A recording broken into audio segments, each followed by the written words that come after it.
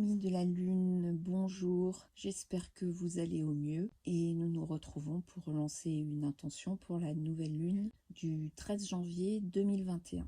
Pour commencer, j'ai suivi les conseils de mon amie Vanessa Chamonal que j'écoute toujours avant de me lancer dans mon intention. Et première chose, je me suis posé quelques questions.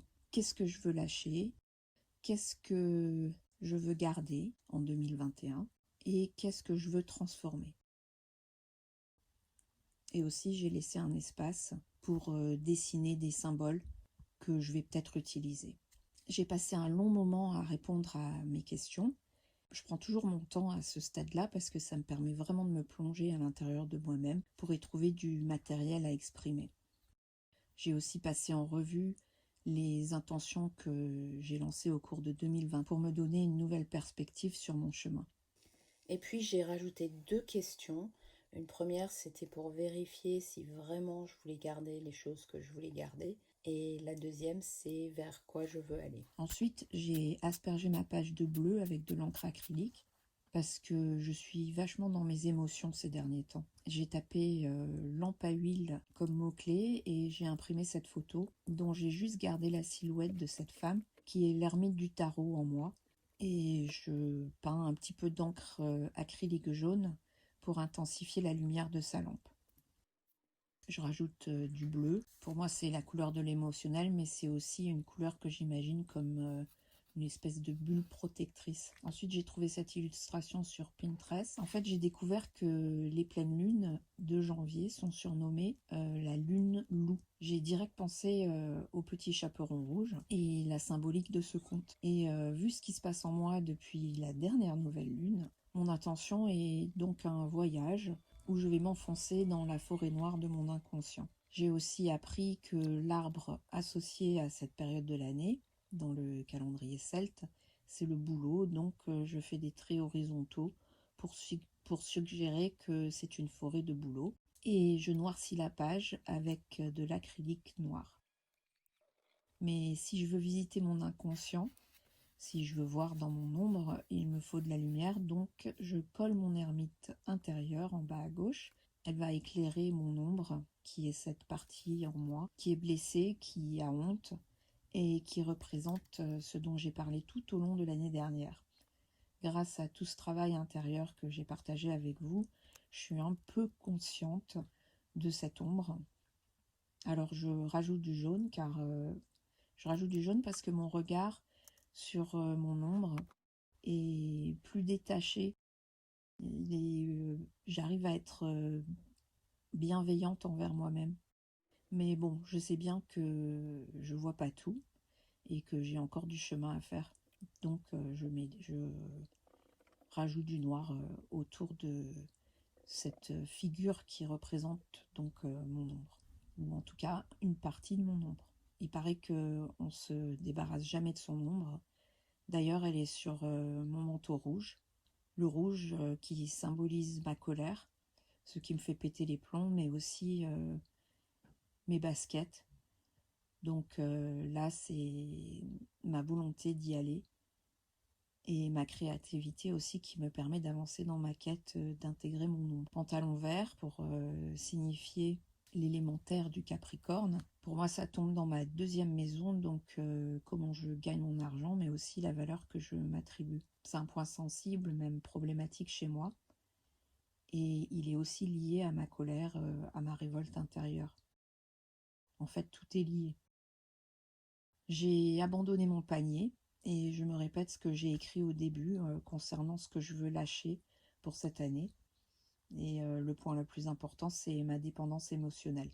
Pour pouvoir aller vers une indépendance émotionnelle, la clé de tout ça, je sais que c'est au niveau de cette ombre que j'essaie de mettre en lumière. Ensuite, j'ai imprimé cette illustration qui m'a toujours émue. Je l'ai découpée en forme de cercle et c'est ma lune. Donc c'est mon intention. Je fais des rangées de petits points tout autour. Je fais souvent ça pour symboliser le soleil qu'on ne voit pas. Et cette fois, j'utilise plusieurs couleurs.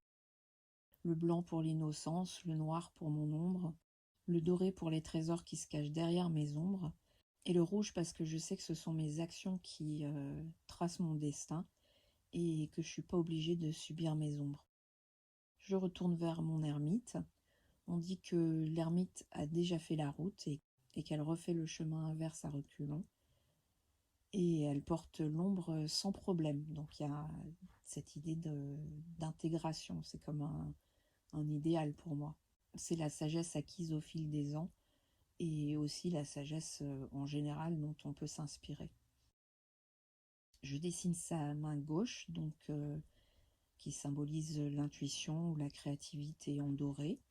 Et je passe dans la lune et mon petit chaperon rouge, l'enfant blessé en moi, qui s'approche du loup, du grand méchant loup, sans crainte, avec un ballon en forme de cœur.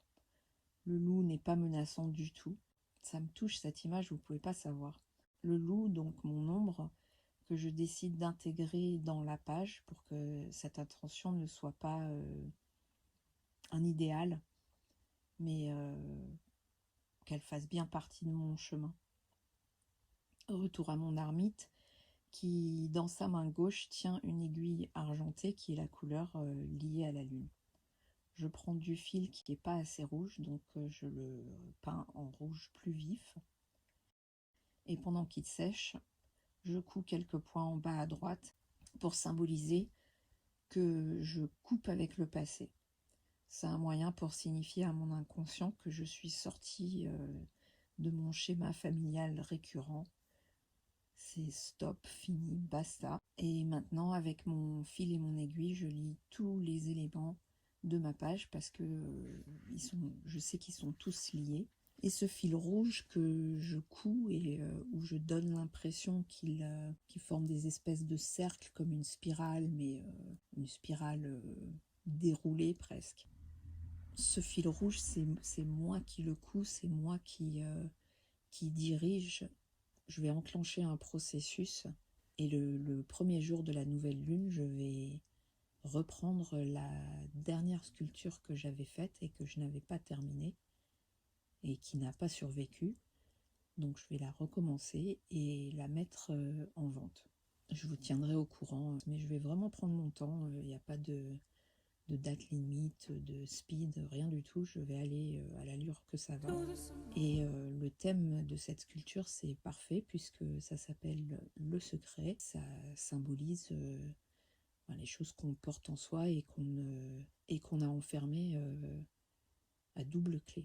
Autre point aussi, je pense, avec mon fil, donc mon action. Depuis la dernière nouvelle lune, j'ai eu comme un espèce de déclic avec des synchronicités, des choses qui sortaient de mon quotidien et aussi un sentiment de libération de ce schéma familial dont je parlais tout à l'heure. Donc, super, c'est un fardeau, ça fait des années que je le porte et que je n'ai plus à porter, qui est dans mon panier sur la gauche. Ce qui est intéressant, c'est que j'ai remarqué que je projette en fait ce schéma dans ma vie familiale, mais d'aujourd'hui.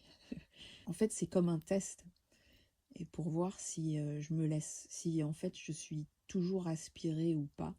Et une deuxième chose qui est arrivée, c'est un message que j'ai reçu de mon premier amour de jeunesse quand j'avais 14 ans. Et c'est étonnamment, ça m'avait énormément perturbée. Ce qui ne fait aucun sens parce que c'est pas un amour qui a lieu d'être aujourd'hui. Du coup, je me suis tournée vers l'astrologie, j'ai regardé mon thème, son thème. C'est marrant parce qu'on a beau connaître son thème natal et on découvre toujours des choses nouvelles. Et là, j'ai réalisé que ma famille d'origine, en fait, est la famille parfaite pour certains aspects de mon thème, une indépendance émotionnelle, c'est-à-dire que je n'ai pas besoin de l'autre pour me sentir en sécurité émotionnellement en fait. C'est cet apprentissage que je dois faire. Ça, c'est un point qui est très important dans mon intention. Voilà pour les confidences. J'espère que mon travail intérieur vous a plu et qu'il vous inspirera à également faire un travail un peu plutonien pour cette première nouvelle lune de l'année. D'ailleurs, je vous souhaite une nouvelle année qui vous permette d'avancer en beauté. Je vous remercie d'avoir pris le temps de regarder cette vidéo et je vous dis à très bientôt. Au revoir.